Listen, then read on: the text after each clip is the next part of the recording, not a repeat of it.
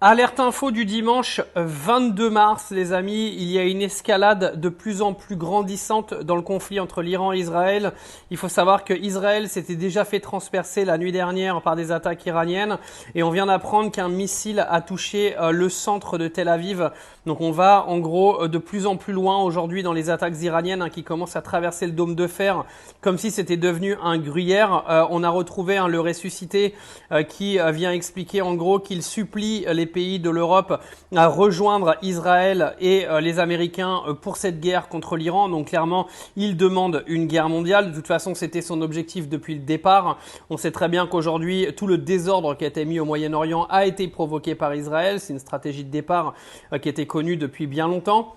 Il faut savoir que dans le même temps, Israël a péter des ponts dans le sud du Liban qui ne permettent plus en fait à la population de rejoindre leur village, etc. Car en gros, Israël est en train de préparer une intervention terrestre au Liban et aujourd'hui, les ambulances ne peuvent plus passer pour aller soigner les blessés.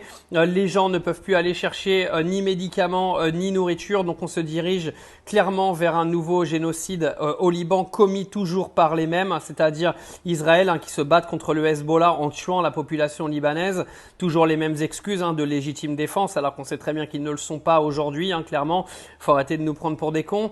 Il faut savoir que ça escalade énormément également au Moyen-Orient. On a les Émirats arabes et l'Arabie saoudite qui menacent de se joindre pour aller se battre en conflit direct avec l'Iran. Donc ça, c'est absolument pas une bonne nouvelle pour tout ce qui est de potentiel pour parler de paix dans les jours, voire les semaines à venir. J'ai plus l'impression qu'on est en train de se diriger vers une guerre qui va durer extrêmement longtemps parce que là, ça fait que d'escalader, les gars.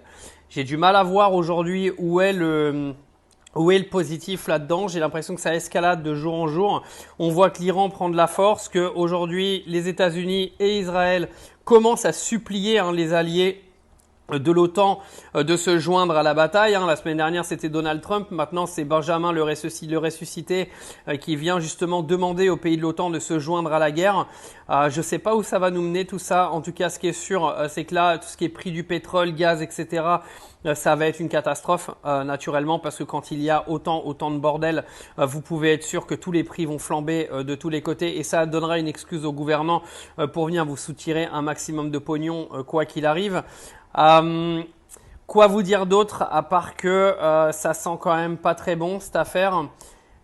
J'espère qu'il va pas non plus y avoir trop de morts du côté civil parce que pendant que nos chers leaders sont en train de se planquer dans des bunkers ou sont en train de jouer au golf comme Donald Trump, des soldats sont tués, des civils sont tués tous les jours. Donc voilà ce que je pouvais vous dire pour ce dimanche 22 mars.